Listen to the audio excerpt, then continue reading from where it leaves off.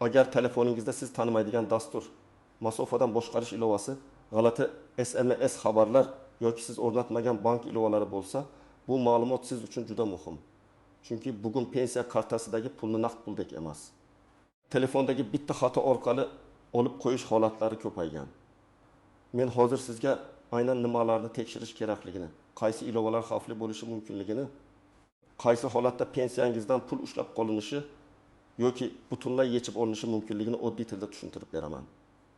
Videoni oxirigacha ko'ring, hoziroq kanalga obuna bo'ling va like bosib qo'ying. Chunki bu ma'lumot sizning ota-onangiz, buvingiz, bobongiz, qo'shningiz yoki o'zingiz uchun kerak bo'lishi mumkin. Avvallari pensiyani olish juda sodda ko'rinardi. Odam pensiya kunini kutardi, pochta xodimi olib kelardi yoki bank kartasiga tushgach kassadan yechib olardi. Xavf asosan yo'lda naqd pul bilan bog'liq bo'lardi. Masalan, kimdir pulni yo'qotib qo'yishi, birov aldanib qolishi, kartani yo'qotishi mumkin edi. Lekin bugun vaziyat o'zgardi.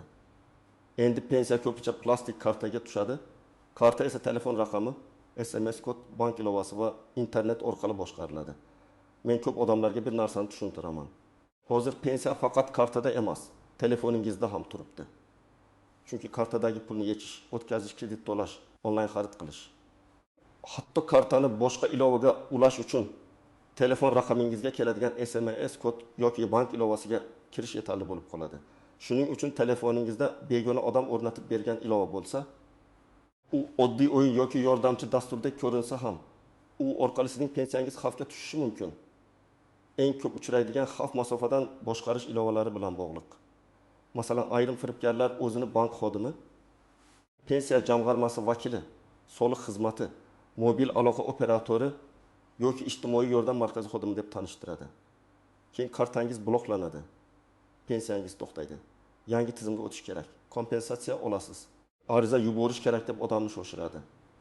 Shundan so'ng telefonga biror ilovani o'rnatishni aytadi. Odam ilovani o'rnatadi, ekrandagi ruxsatlarni bosadi.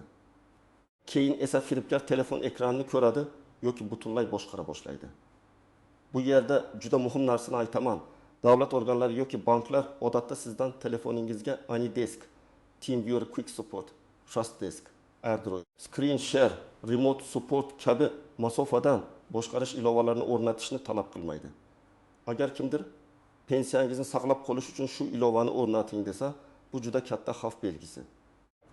Chunki bunday ilovalar aslida texnik yordam uchun yaratilgan, lekin firibgarlar ularni odamning telefoniga kirish uchun ishlatadi. Endi kimlar eng ko'p xavf ostida ekanini aniq aytaman. Birinchi navbatda pensiya oladigan yoshi katta odamlar. Chunki ular ko'pincha bank ilovalari, SMS kodlar, ruxsatlar va internet xavfsizligi masalasida tajribasizroq bo'lishadi. Ikkinchi guruh pensiya kartasini farzandi yoki qarindoshi boshqaradigan odamlar. Bu yerda ham xavf bor. Chunki karta bitta odamning nomida, telefon boshqa odamning qo'lida, SMS esa 3-chi telefon raqamiga ulangan bo'lishi mumkin. Uchinchi guruh telefonini ustaxona, do'kon yoki begona tanishlarga tez-tez beradiganlar. Chunki telefoningizga siz bilmagan ilova o'rnatilgan bo'lishi mumkin. Masalan, bir holatni tasavvur qiling.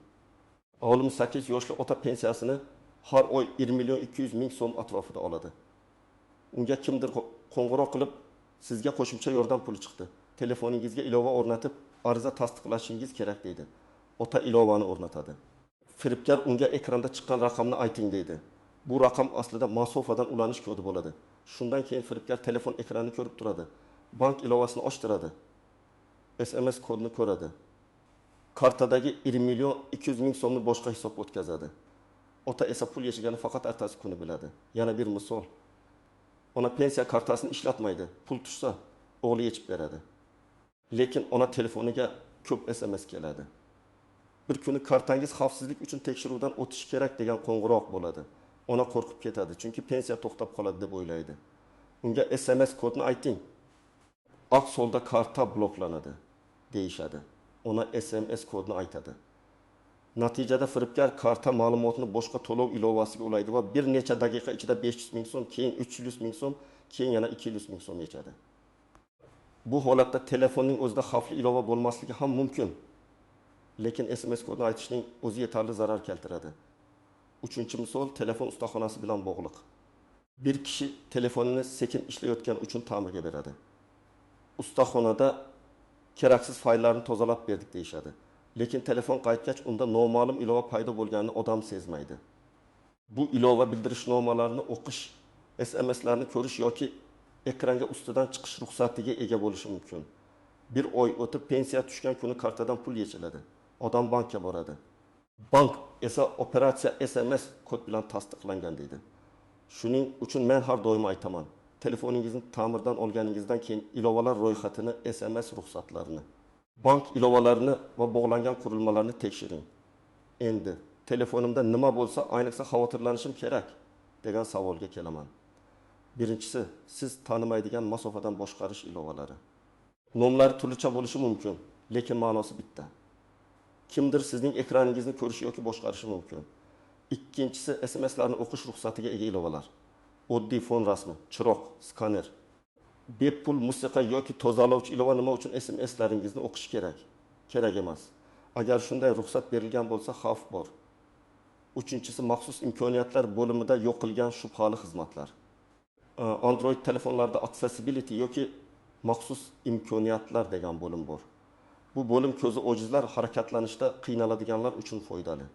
Lekin firibgar ilovalar ham aynan shu ruxsat orqali ekrandagi tugmalarni bosishi, matnlarni ko'rishi, bank ilovasida harakat qilishi mumkin. To'rtinchisi, bildirishnomalarni o'qish ruxsati. Ayrim ilovalar telefoningizga kelgan SMS va bank xabarlarini bildirishnoma orqali o'qiydi. Masalan, bankdan tasdiqlash kodi 1233/6 degan xabar kelsa, firibgar ilova uni ko'rib olishi mumkin. Beshinchisi, siz ishlatmaydigan, lekin telefonda turgan eski bank ilovalari yoki to'lov ilovalari. Ba'zi odam bir paytlar ilova o'rnatgan, keyin unutgan bo'ladi. Lekin karta ulangan bo'lishi mumkin. Telefon qo'lga tushsa yoki ilova parolsiz ochilsa, pul xavfga tushadi. Kimlar uncha xavotirlanmasligi mumkin. Agar telefoningizda faqat rasmiy do'kondan o'rnatilgan tanish ilovalar bo'lsa, bank ilovangiz parol, barmoq izi yoki yuz orqali himoyalangan bo'lsa, SMS kodlarini hech kimga aytmasangiz, masofadan boshqarish ilovasi bo'lmasa, telefoningizda ekran qulf kuchli bo'lsa, xavf ancha kamayadi. Lekin bu umuman xavf yo'q degani emas. Chunki firibgarlar eng ko'p odamning shoshqaloqligi va qo'rquvidan foydalanadi. Ular texnikadan ko'ra ko'proq psixologiya bilan ishlaydi. Endi isnolash va ko'pchilik e'tibor bermaydigan nozik jihatlarni tushuntiraman. Birinchi nozik jihat, pensiyani davlat telefoningizda biror ilova borligi uchun shunchaki olib qo'ymaydi. Buni to'g'ri tushunish kerak. Telefoningizda masofadan boshqarish ilovasi borligi uchun pensiya jamg'armasi kelib, endi pensiyangiz bekor demaydi. Asosiy xavf boshqa joyda, firibgarlar kartadagi pensiyani yechib olishi. Nomingizga qarz yoki muddatli to'lov rasmiylashtirishi, keyin esa qarz to'lovlari pensiyangizdan ushlab qolinishi mumkin. Shuning uchun pensiyangizni olib qo'yishadi deganda, men asosan kartadagi pulingiz o'g'irlanishi yoki qarz majburiyatlari sababli keyingi pensiyalaringizdan ushlab qolinishini nazarda tutyapman. Ikkinchi nozik jihat. Ba'zi ilovalar o'zi xavfli emas, lekin noto'g'ri ishlatilsa xavfli bo'ladi. Masalan, TeamViewer yoki Anydesk korxonalarda, ustalarda texnik yordamda qonuniy ishlatilishi mumkin. Lekin pensiya oladigan oddiy odamning telefonida bunday ilova turishi, ayniqsa uni kim o'rnatganini bilmasa, jiddiy signal. Agar sizning farzandingiz masofadan yordam berish uchun o'rnatgan bo'lsa, baribir uni doimiy ochiq qoldirmaslik kerak. Yordam kerak bo'lganda vaqtincha ishlatib, keyin o'chirib tashlash ma'qul. Uchinchi nozik jihat, telefon raqami kimning nomida ekaniga qarang. Ko'p pensionerlar eski SIM kartadan foydalanadi. U karta farzandi, turmush o'rtog'i yoki boshqa qarindosh nomida bo'lishi mumkin. Bank kartasi pensioner nomida, telefon raqami esa boshqa odam nomida bo'lsa, kelajakda muammo paydo bo'lishi mumkin. Masalan, SIM karta yo'qolsa, uni tiklash uchun haqiqiy egasi kerak bo'ladi. Agar egasi chet elda bo'lsa yoki aloqada bo'lmasa, bank SMS'lari, tasdiqlash kodlari, kartani tiklash jarayonlari qiyinlashadi. Bundan tashqari raqam boshqa odamning qo'liga o'tib ketsa, pensiya kartasiga bog'langan xabarlar ham xavf ostida qoladi. To'rtinchi nozik jihat. Telefon sotilganda yoki boshqaga berilganda ma'lumotlar tozalanmasligi. Odam eski telefonni nabirasiga beradi, sotadi yoki almashtiradi. Lekin ichida bank ilovasi, SMS'lar, pasport rasmi, karta rasmi, davlat xizmatlari parollari qoladi. Yangi egasi yomon niyatli bo'lmasa ham, telefon yo'qolsa, yoki uchinchi odam qo'liga tushsa, pensiya kartasi xavf ostida qoladi.